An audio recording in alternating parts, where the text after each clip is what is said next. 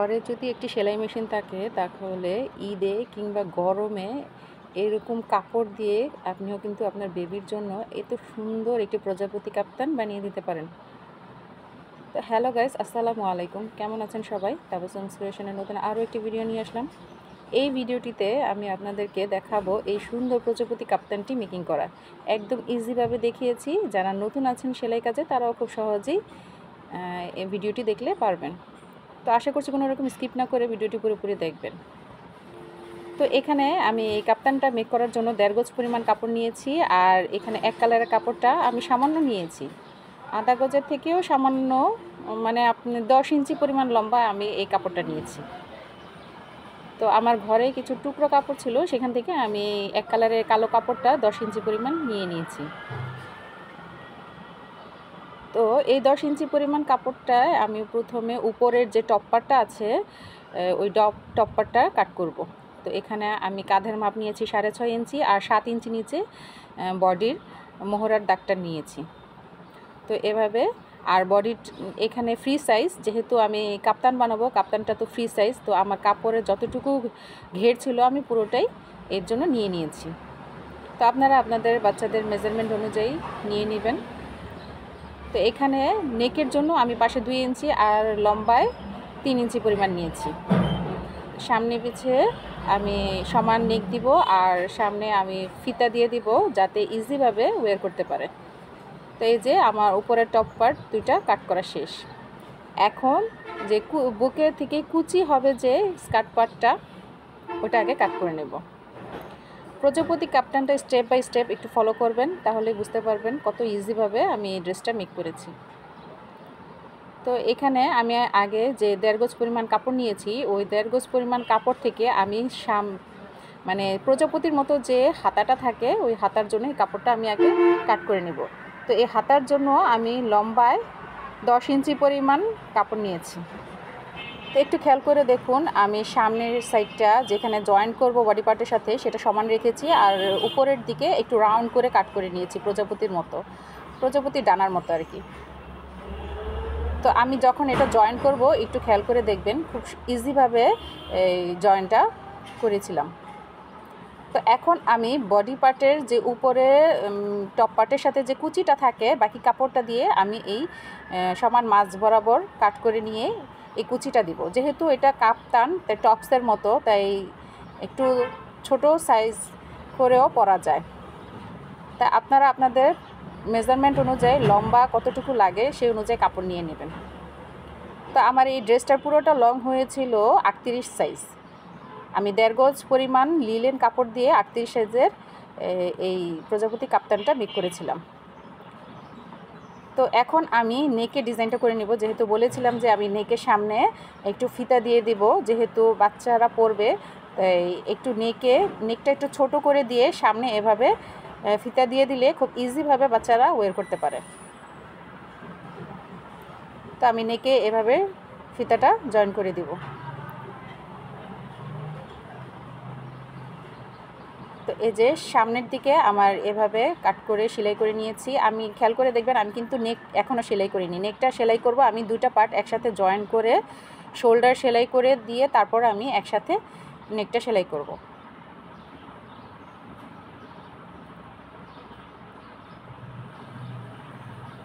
তো এই যে আমার সামনে সেলাই করা শেষ। এখন আমি এই যে এখানে কুচি করে সেলাই করে দেব। বডি পার্টটা একসাথে কুচি করে সেলাই করে নিব।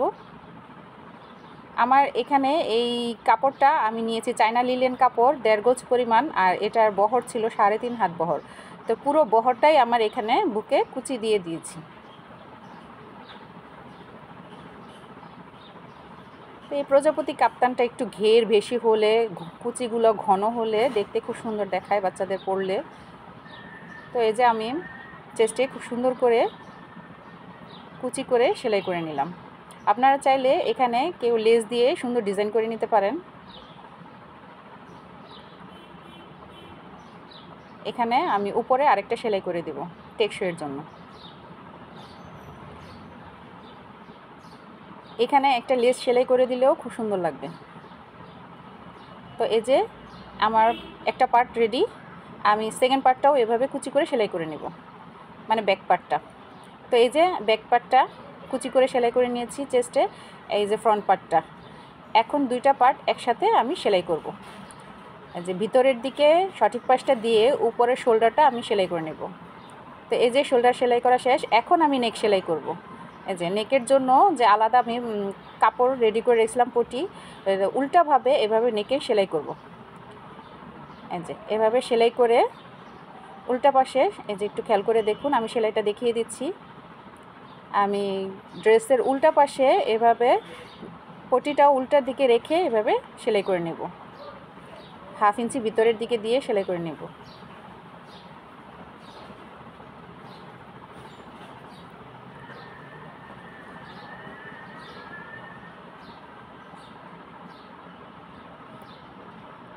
এই তো সেলাই করে নিয়েছি। একবার সামনে ফ্রন্টে যে ডিজাইনটা করেছিলাম একটু সামান্য কাটা দিয়ে ওই জায়গাটা এখন আমি বড় করে একটু কাপড় পটি রেখে এখানে ফিতা মতো সেলাই করে দেব। এই যে ফিতাটা একবারে ফিতা সহ গলার যে পাইপিংটা আছে ওটাও সেলাই হয়ে যাবে। এই যে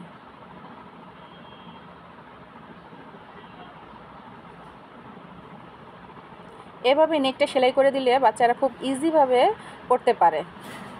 আর জিপার ছাড়াও এই ধরনের ড্রেসগুলোতে এই ধরনের ফিতা ইউজ করাই ভালো। তো এখন আমি ফিতার সামনের দিকে একটু লটকান লাগিয়ে দিব। আচ্ছা, এই তো দুইটা ফিতা রেডি। এই যে আমার নেকটা পুরোপুরি। তো এখন খেয়াল করে দেখুন একটু, আমি প্রজাপতির মতো যে হাতাটা কাট করেছিলাম ওটা এখন জয়েন করব। একটু মনোযোগ দিয়ে দেখবেন, কারণ এটা বলে বোঝানো যাবে না। আমি স্ক্রিনে ভিডিওতে স্পষ্টভাবে খুব ভালোভাবে দেখিয়ে দিয়েছি। তো এই যে হাতাটা কাট করেছিলাম রাউন্ড সাইডটা আমি আগে সেলাই করে নেব। রাউন্ড সাইডটা সেলাই করে এই যে শোল্ডারের থেকে এভাবে একটা চিহ্ন দিয়ে আমি এই যে নিচ পর্যন্ত এভাবে সেলাই করে দেব দুই পাশে। হাতার মোহরের যে অংশটা বাড়তি কাপড়টা ওটা আমি সেলাই করার পর কাট করে নিব। আমি পিন করে নিচ্ছি যাতে সেলাই করতে সুবিধা হয়। তো এই যে এভাবে জয়েন করে নেব, দুই পাশে এভাবে জয়েন করে নিতে হবে।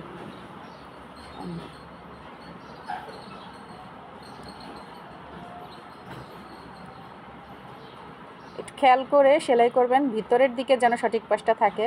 এই যে দুইটাই ভিতরের দিকে সঠিক পাশটা রেখে আমি দুই পাশে এভাবে হাতা দুটা জয়েন করে নেব। আচ্ছা, জয়েন করে নিয়েছি। বাড়তি কাপড়গুলো আমি পরে কাট করে নিব। তো এই যে দেখুন জয়েন করে নিয়েছি। জয়েন করে এই যে বাড়তি কাপড়টা আমি কিন্তু কাট করে ফেলে দিয়েছি। তো এই যে দুই পাশেই খুব সুন্দর করে জয়েন করা শেষ। এখন পুরো ড্রেসটাকে আমি উল্টিয়ে নিব, উল্টাবো না, এটা আসলে সঠিক পাশটা এভাবে রাখবো। যেহেতু আমার কাপ্তান সেলাইটা আমার সঠিক পাশটাই হবে, তাই খুব সুন্দর করে বাজ করে নিয়ে খুব সাবধানে মার্ক করে নিয়ে আমার সেলাই করতে হবে। এই কাজটা আস্তে আস্তে খুব সুন্দর করে সহজে সতর্কতার সহিত সেলাই করতে হবে। যেহেতু আমার এই সেলাইটা উপরের দিকে হবে, কাপড়টা খুব সুন্দর করে সমান করে ভাঁজ করে নিতে হবে। এই যে তারপর এখানে আমি নিচের দিকে একটু রাউন্ড করে নিব, 3 ইঞ্চি পরিমাণ এখানে কোণা থেকে উপরের দিকে নিয়ে এভাবে রাউন্ড করে নিব, রাউন্ড করে কাট করে নিব। আচ্ছা, এখন নিচের দিকে এভাবে সেলাই করে দিব ভাঁজ করে। পুরোটা ড্রেসের নিচের দিকে এভাবে রাউন্ডটা সেলাই করে দেব। সেলাই করে দেওয়ার পর উপরের যে বডির সাথে যে উপরের সেলাইটা ওটা সেলাই করে নেব। এই যে এখান থেকে এতটুকু পর্যন্ত সেলাই করব। এখানে মোহরা আমার 7 ইঞ্চি পরিমাণ এখানে বাদ রেখে আমি নিচে পর্যন্ত এভাবে সেলাই করে দেব, যেন হাতাটা ভিতরের দিকে সুন্দর করে ওয়ের করা যায়। তো এই যে আমি এখানে দুই পাশেই 7 ইঞ্চি পরিমাণ রেখে আগে মার্ক করে নিচ্ছি, যাতে সেলাই করতে খুব সহজ হয়।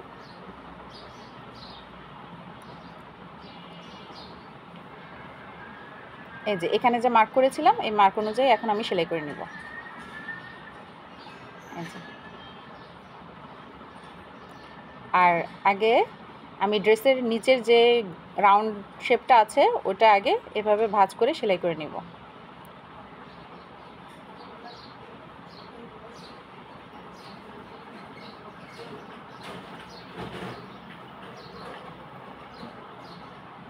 দেখলেন তো খুব সহজেই কিন্তু প্রজাপতি কাফতানটা মেক করা যায়, একদম সহজ।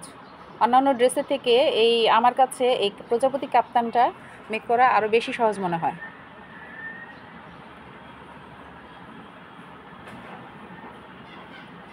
তো এই যে এখান থেকে ওই যে মোহরার 7 ইঞ্চি নিচে থেকে আমি এখন নিচ পর্যন্ত যে মার্কটা করে রেখেছিলাম ওই মার্ক অনুযায়ী উপরে সেলাই করে দেবো। যেহেতু আমার এইখানে উপরের দিকে সেলাইটা থাকবে, তো একটা সেলাই দিলেই যথেষ্ট।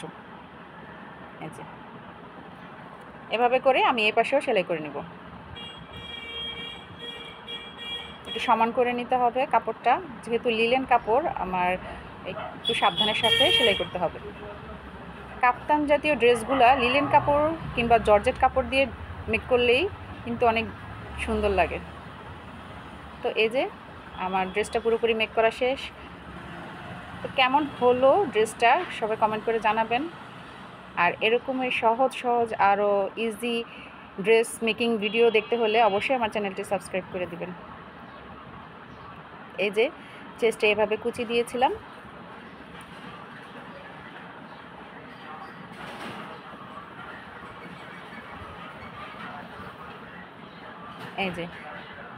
এই যে হাতার মোহরের অংশটা।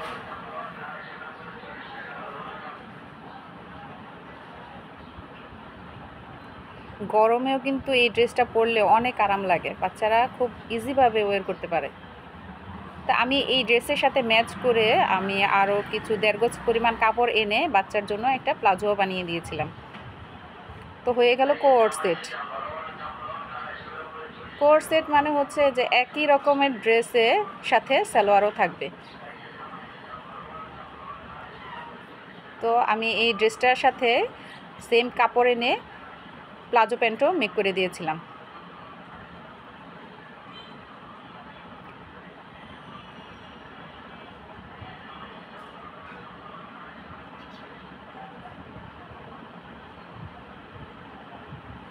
যেহেতু জর্জেট কাপড় আর আমার লিলেন কাপড় তাই এরকম দেখাচ্ছে, কিন্তু বিশ্বাস করেন ড্রেসটা সামনাসামনি দেখতে অনেক সুন্দর ছিল আর পরার পর আরও বেশি সুন্দর লেগেছিল। তো এই যে আমার প্যান্টটা, প্লাজো প্যান্টটা।